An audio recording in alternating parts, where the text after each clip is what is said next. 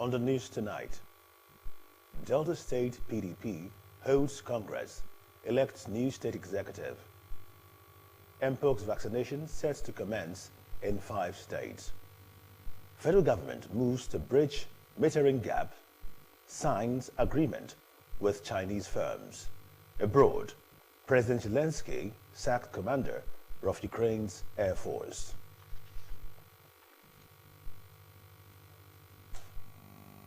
Good evening. Welcome to Delta TV News Tonight. My name is Francis Ofulue.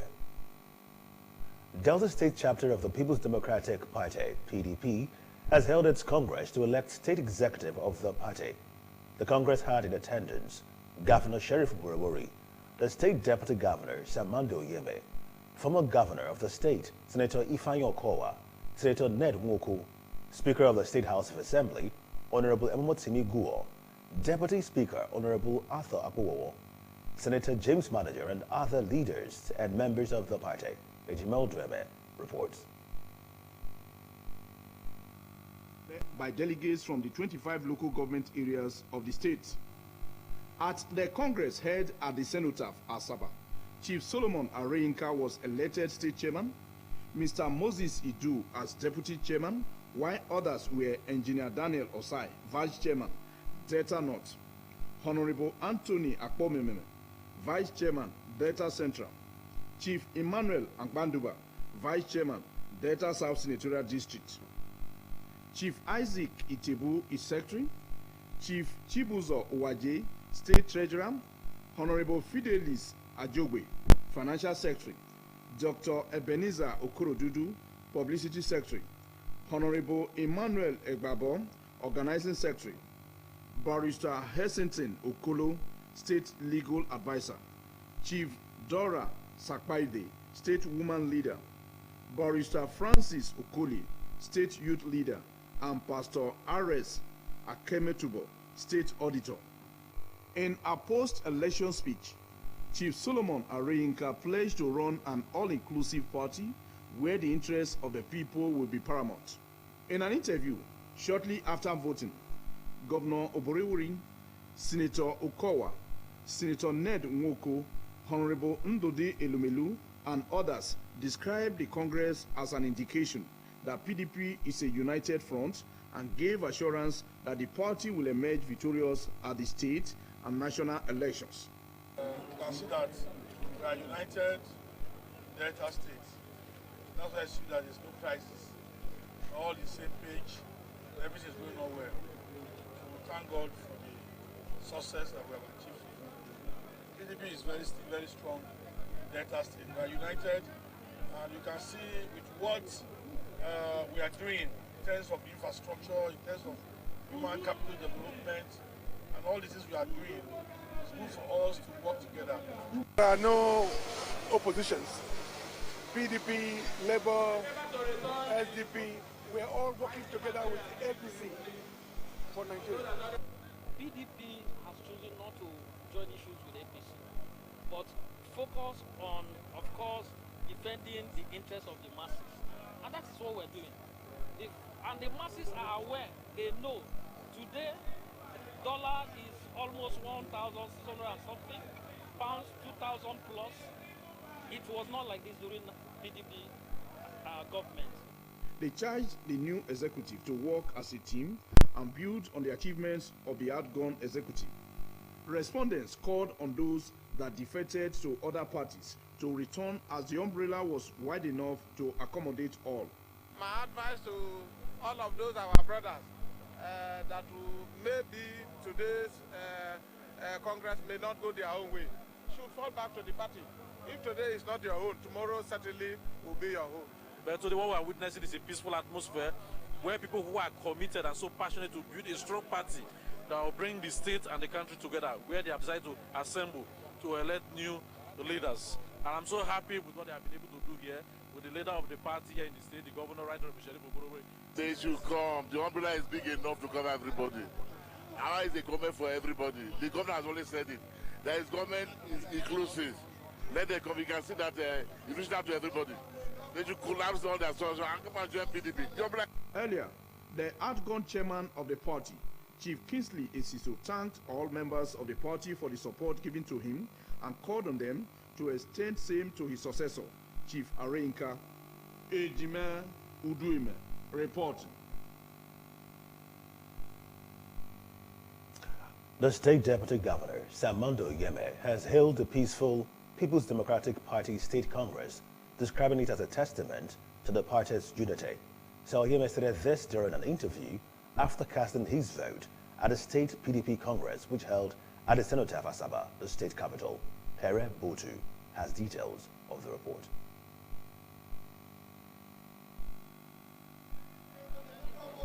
Sir Oyeme said the PDP had remained a dominant party in the state because of its strength and unity, which had enabled it to organize itself without any form of rancor.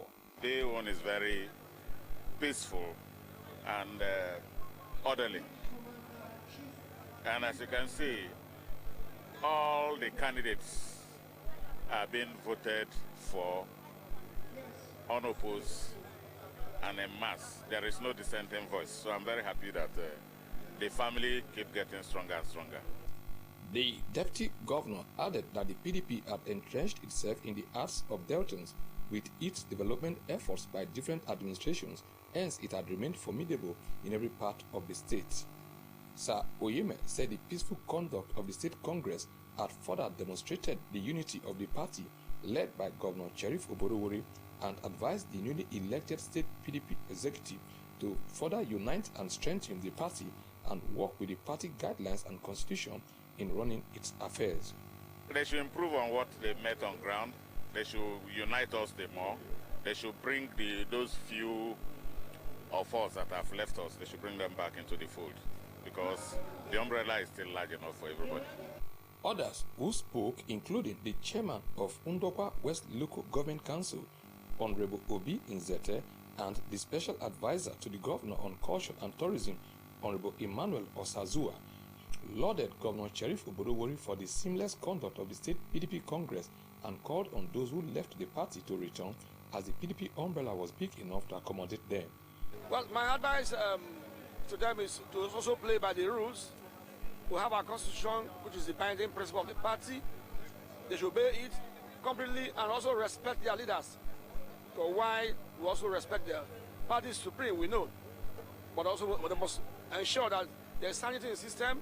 PDP in Delta State is also speaking, the executive assistant to the governor on communication and director general, State Bureau of Orientation, Dr. Latimer Ogenesiwe, said the PDP was poised to take over power at the center to make Nigerians heave a sigh of relief from the present economic woes, and thanked Deltans for their support to the party and called for more support to enable them enjoy more dividends of democracy.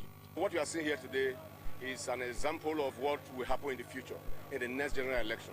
That PDP is the only party in this country that has a focus, that is organized, that can take our people to the next level.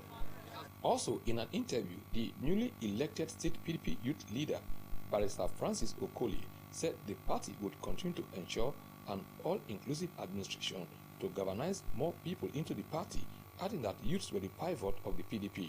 He assured that he would work closely with PDP youths across the state to ensure that the PDP remained formidable. The youth constitute the formidable pivot by which the will of the state will be delivered.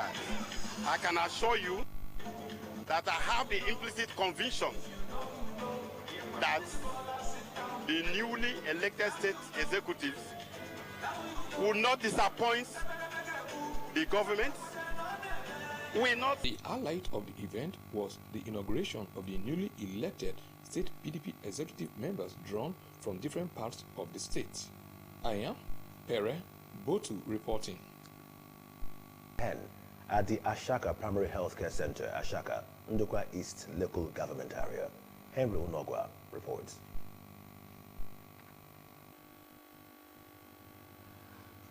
The Senior Special Assistant to the Governor on Youth Development and organizer of the free medical outreach, Honorable Kenneth Okanoro, said the free healthcare program was to ameliorate the suffering of the vulnerable in Ndokwa Nation. He noted that it was a way of saying thank you to the state governor, Honorable Sheriff Oborewori, for finding him worthy to serve, saying that the people of Ndokwa Nation, known as Omosimili, would always support his small agenda. Honorable Okanero pledged to continue to embark on programs that would promote and enhance lives.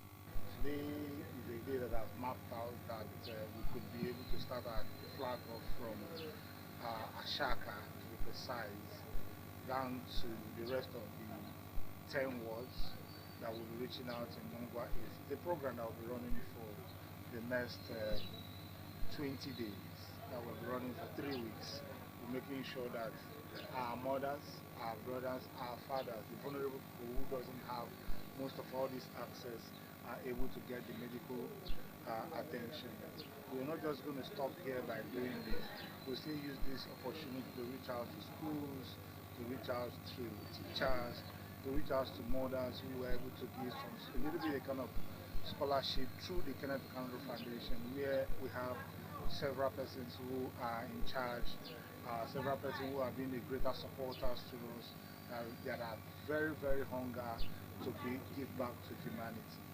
The Vice Chairman of the People's Democratic Party, PDP, Ndokwa East, Mr. Uche Abwaneku, commended the sponsor, describing him as a philanthropist who had contributed. Is for him to continue in this kind of gesture. He is philanthropic in nature, he should continue to do that. The volunteer medical practitioner, Dr. Stephen Obome, lauded Honorable Kenneth Okanoro for the gesture and enjoined the beneficiaries to follow the prescriptions of the medical personnel in order to improve their health. And why we are here is to actually educate our people on the need to their life to know the challenges of health they have, and the need to also have their vitals checked regularly. Some beneficiaries who expressed satisfaction with the gesture thanked the organizer and called for sustenance. I was attended to, no money. I was given free eyeglass, which I cherish. I'm going to use it to the best of my knowledge. They have kept me, give me the recommended dose, as you can see. I will even encourage others to queue in for it. The medical outreach featured health talk, free x-rays and the drugs, free eye checkup, free eyeglasses and the surgeries. Henry Onogwa reporting. The head of civil service of the Federation, Didi Welson-Jack, and her UK's counterpart, Right Honourable Simon Case, have agreed to collaborate, strengthen ties and advance Nigeria's civil service reforms. Director Communications, Office of the Head of Service of the Federation, Mrs. Eno Olutu, made this known in a statement in Abuja.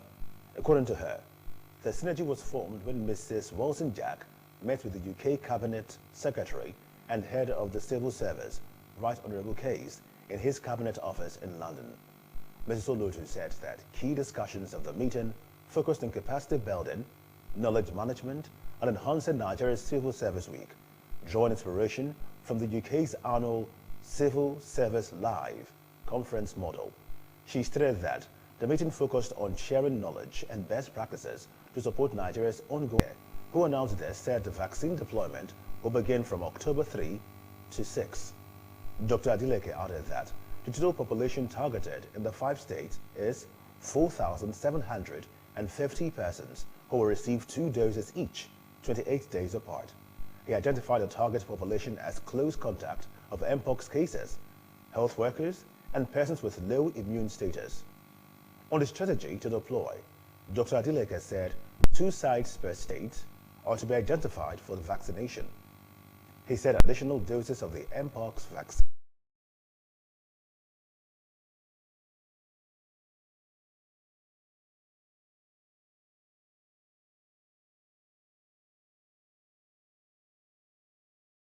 and Mpox in adults aged 18 years and older who are at risk of the Mpox infection. The Mpox is a rare viral zoonotic infectious disease, an infection transmitted from animals to humans that occurred sporadically, primarily in remote villages of Central and West Africa near tropical rainforests. It is caused by the Mpox virus belonging to the orthopox virus genus in the family of Poxviridae. The Africa Centers for Disease Control and Prevention had in August declared Mpox a public health emergency of continental security, acting under its mandate to address significant public health threats. Meanwhile, data obtained from the Nigeria Center for Disease Control and Prevention showed that Nigeria had recorded a total of 48 confirmed cases of Mpox out of 868 suspected cases across 35 local government areas in 19 states and the Federal Capital Territory.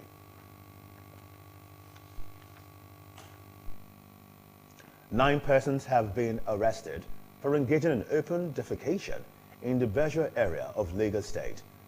The State Commissioner for Environment and Water Resources, Mr. Tokumbo Wahab, who disclosed this in a post on X.com, formerly called Twitter, said they were arrested by officials of the Lagos State Environmental Sanitation Corps. Mr. Wahab had earlier disclosed that 17 persons were earlier arrested on Thursday night at Beja for open urination, defecation, and not using the pedestrian bridge.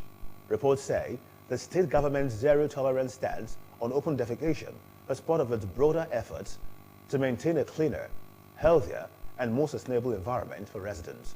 The Lagos State Ministry of Environment and Water Resources also commenced cleanup of the Ojodu-Bega Highway median as part of its effort to end open defecation.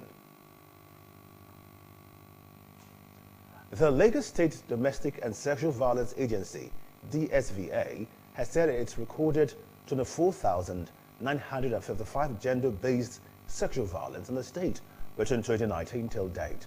The State Attorney General and Commissioner for Justice, Lawal Pedro San, and Executive Secretary of the Lagos State Domestic and Sexual Violence Agency, Titola Vivo Adeniyi, revealed this at a media parley to commemorate the Domestic and Sexual Violence Awareness Month, an award night held at Alausa, Ikeja. They reiterated the government's determination to curb the rising cases of sexual violence, adding that the state government had unveiled plans to embark on massive advocacy campaigns across all the local government areas of that state. Mr. Pedro, represented by Acting Solicitor General and Permanent Secretary Hamid Oyenuga, described the rising cases of sexual-based violence involving both sexes in the state, adding that the theme of the year, "Not on My Own Watch," indicated the compelling need for Lagosians to realize that ending the menace of sexual and gender-based violence required the support and collaboration of all. Ekiti State Government has restated its commitment to due diligence, transparency, and accountability in the management of public funds. The State Commissioner for Information, Right Honorable Taiwo Oladuputu, who gave the assurance in a statement made available to newsmen in Ado Ekiti, said the claim by an online publication suggesting that the government awarded contracts worth 1.89 billion naira to permanent secretaries, general managers, emphasized that the clarification became necessary to set the record straight and to correct the false impression dished out by the online publication, which he said was capable of causing distrust, anxiety, and possible strife if not addressed. The commissioner wondered why the publication downplayed the fact that the procurement process it referred to was conducted under strict guidelines of the direct labor procurement law of the state and involved amounts well below thresholds allowed by the law. He stressed that the direct labor procurement laws were established to ensure that procurement activities were conducted transparently, efficiently, and within the bounds of fiscal responsibility. Honorable Olatubosun explained that the direct labor procurement method was designed for projects that required urgent attention, adding that the method is well regulated to prevent any form of abuse or misallocation of resources. The Civil Defense Correctional Fire and Immigration Service Board, CDCFIB, has disowned an online publication on recruitment into the Nigeria Immigration Service, NIS. This is contained in a statement by the Secretary to the Board, Ja'faru Ahmed, in Abuja. The Board in a statement said the purported online publications did not emanate from the Board, hence should be disregarded. It warned members of the public to be wary of the activities of fake recruitment syndicates and racketeers. The Board, however, said the recruitment into the Federal Fire Service, FFS, was currently ongoing and that shortlisted candidates would be duly notified of the next stage of the exercise under the process of registration. The Chief of Army Staff COAS, Lieutenant General Tarid Lagbaja, says the Nigerian Army has so far executed over 200 special intervention projects across the country's 6 geopolitical zones. Lieutenant General Lagbaja, who stated this during the unveiling of some of the projects executed at Ekoba, Rendu community in Umuahia, North Local Government Area of Abia State, said projects were being executed under the Chief of Army Staff Special Intervention Civil-Military Cooperation Projects. The COAS unveiled 4 projects executed by Major General Obinna Ajunwa, the Director General of the Nigerian Army Heritage and Future Center, who hails from the community. The projects include a cottage hospital, 500 kVA transformer, 240,000 liters waterworks, and a multi-purpose hall. The COAS said the organization's intervention has significantly contributed to the Army's efforts at managing the country's economic challenges. It said the idea was to provide support to communities of Army senior officers who, through dedication to duty and service to the nation, rose to the rank of a Major General. According to him, the concept is to give back to the people of Nigeria as crucial partners in progress, adding that the projects were always carefully conceptualized and executed in consultation with the benefiting communities. Still to come, President Zelensky sacks commander of Ukraine's Air Force. Stay with us.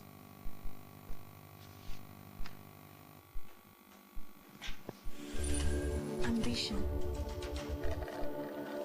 My G, for our ambition, we go hard. We go day night till we make it. We go hard till we find that perfect beat. The perfect beat, the one the world will put on repeat. So we chase greatness in every moment, making every naira count. We put out content after content till it's comment after comment. And with Glow by our side, we have more to offer. Because the MyG bundle comes with bonuses, giving you way more data value and way more steez on IG, Snapchat, TikTok, WhatsApp, Glow TV, Audiomack, and Boomplay in one fly package. Dial *312# now and select MyG bundle. Glow Unlimited.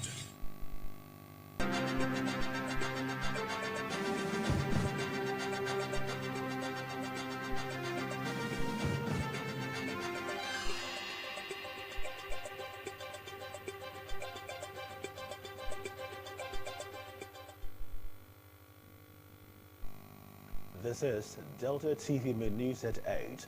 The global scene is next as we join our World News Desk.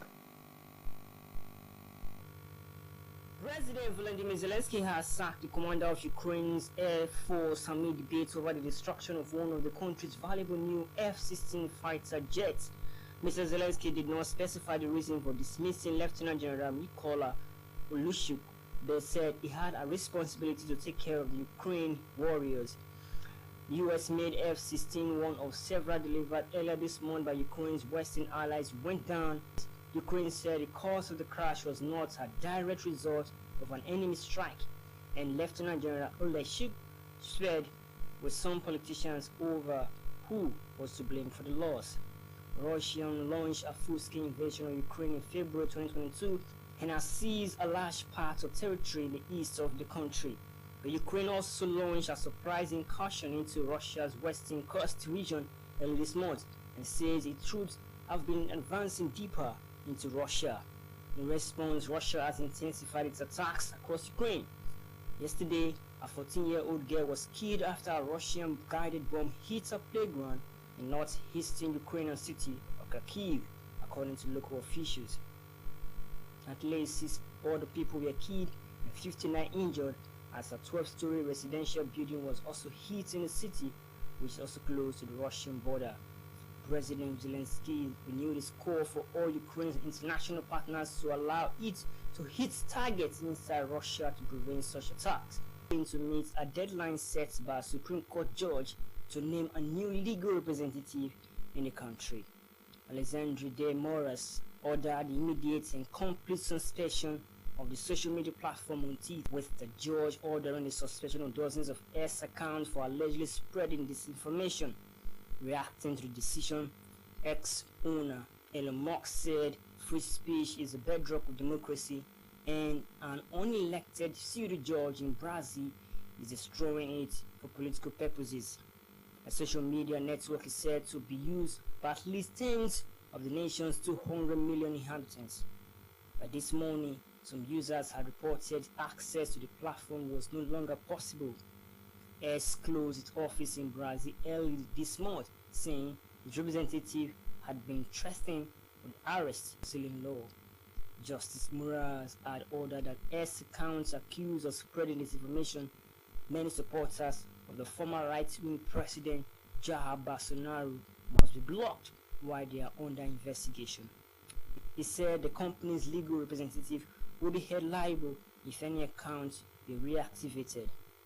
X has been threatened with fines for refusing to comply with this order, while the company and Mr. Musk joining critics in Brazil accusing the judge as being left-wing.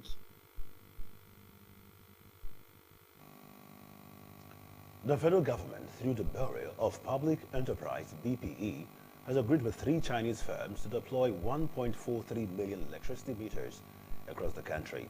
The Transmission Company of Nigeria, TCN, disclosed the agreement via its official X handle, formerly called Twitter.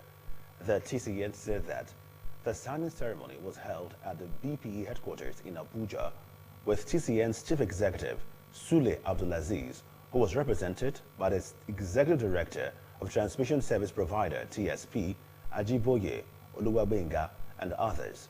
It listed the 3 Chinese firms as Ningbo Jiangxin Medical and Electric Co. Limited, Ningbo Shaanxi Smart Electric Co. Limited, and Mercedes XJ Group Corporation. Mr. Abdulaziz hailed the project as a crucial move towards reducing Nigeria's 7.1 million metering gap, emphasizing its potential to significantly narrow the disparity between the supply and the demand of meters across the country. $500 million facility through the Investment Project Finance IPF agreement, or rather arrangement. It would be recalled that in May 2024, the federal government announced that it had secured $500 million loan from the World Bank. The facility approved by the World Bank Board of Directors on February 4, 2021, was intended to support the Nigerian Distribution Sector Recovery Program, DSEP, enhancing the financial and technical performance of the DISCOs. The DSEP aims to strengthen the DISCO's financial and technical operations through capital investment and the funding of key elements within their performance improvement plans, PIPs, which have been approved by the Nigerian Electricity Regulatory Commission, NEC. Nigeria is currently seeking the World Bank's approval for a third restructuring of its $180.2 billion nutrition project, officially known as the Accelerating Nutrition Results in Nigeria, ANROIN project. According to the reports, the request submitted by the Federal Ministry of Finance to the World Bank in June this year comes as the country grapples with an escalating food and nutrition crisis, particularly in the northeastern, northwestern, and north-central regions. The ANROIN project, initially approved in June 2018, represents Nigeria's largest investment in nutrition and aims to address the high levels of malnutrition and stunting among vulnerable populations, including pregnant women, lactating mothers, adolescent girls, and children under 5 years old. The project was launched as a strategic intervention to mitigate malnutrition in 11 high-burden states across Nigeria's 5 geopolitical zones. Nigerian consumers are bracing for a significant portion of their income to be spent on essential needs over the next 6 months. This is according to the July 2024 Household Expectations Survey conducted by the Central Bank of Nigeria, CBN, between July 22 and July 26. The report revealed that many Nigerians plan to allocate their income primarily to food, education, and transportation. The survey, however, highlights that Nigerians do not anticipate significant spending on big-ticket items such as housing, vehicles, and appliances. The report also shows low indices for investments and savings, with 22.6 and minus 9.3 points, signaling a cautious approach towards financial planning in the coming months. The CBN survey also highlights the continued economic strain on Nigerian households, as the majority of respondents foresee drawing down on their savings or incurring debts to meet these basic expenses. Nigeria and Bulgaria have recorded a huge leap in bilateral trade in the first 5 months of 2024. Bulgaria's envoy to Nigeria, Yanko Yudranov, disclosed this at a business forum in Lagos.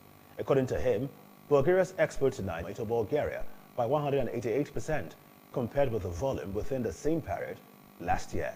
The forum, which is one of Nigeria's biggest events in 2024, was opened by Governor Bajide Sanwo-Olu of Lagos and the Minister of Marine and Blue Economy, Adeboyega Oyetola. The activity, jointly organized by the Bulgarian and Lagos Chambers of Commerce and Industry, spurred a significant increase in trade between both nations. In attendance were ambassadors of Belgium, Germany, Ireland, Israel, India, Kenya, and Bangladesh. The diplomat also highlighted as an important factor in the bilateral partnership development assistance provided by Bulgaria to build local Nigerian potential for the production of vaccines and other health products. Let's now join our business desk for more happenings in the business world.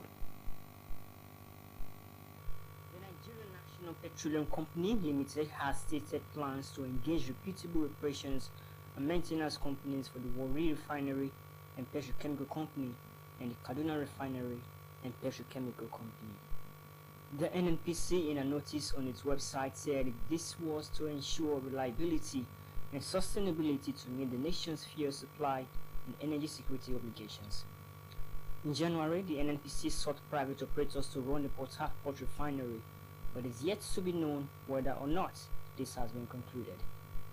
In a notice uploaded on Thursday, the NNPC management said the O&M tender for WRPC and KRPC would be treated as a single tender through a three-stage tender process: expression of interest, technical and commercial evaluation on all possible opportunity costs associated with procurement of consumables, personnel, manpower management, utilization of computerized maintenance management software, warehousing management system, amongst others.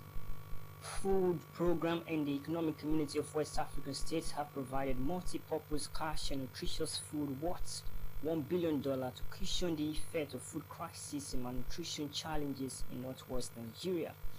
Partners in the deal said the support was part of the stabilization. And now, sports. The Nigeria Football Federation, NFF, has blamed tax details for scattering its plan to install Bruno Labbadia as the Super Eagles' new head coach, despite announcing the German's appointment on Tuesday. The former Stuttgart, Wolfsburg, and Bayer Leverkusen boss became a surprise pick after the NFF failed in its bid to land either of the other leading candidates, former Sweden coach Jan Andersson and two-time Africa Cup of Nations winner Hervé Renard. In a statement on social media, the NFF president Ibrahim Musa Gusau said the NFF and Mr. Labbadia had reached an agreement in principle before they made the announcement that he would become the head coach of the Super Eagles. According to him, the tax details were never part of the discussions, and he had personally agreed to all terms before the tax issue came up. Mr. Gusau said the NFF was doing its best to be flexible in the discussions, but Mr. Labbadia was adamant that the NFF had to pay the full tax amount as well. Other than that, the NFF cannot do that. NFF Technical Director Augustin Eguavon will now take charge of the upcoming 2025 Nations Cup qualifiers, scheduled to begin with a home fixture against Benin on September 7 before a trip to Rwanda on September 10. Eguavon is not a stranger to being placed in a temporary charge, as this will be his fourth spell in Nigeria's hold seat. However, following the departure earlier this year of Portuguese coach José Peseiro, who led the team to the African final in February, and Finidi George, who fulfilled only 2 matches of a 2-year contract, fans will be wondering when the Super Eagles will once again find some stability. And now our thought for the day. Time is the only currency you spend without knowing your balance. Use it wisely.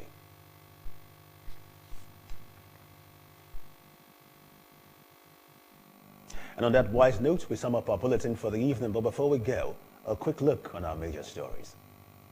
Delta State chapter of the People's Democratic Party, PDP, has held its Congress to elect state executive of the party.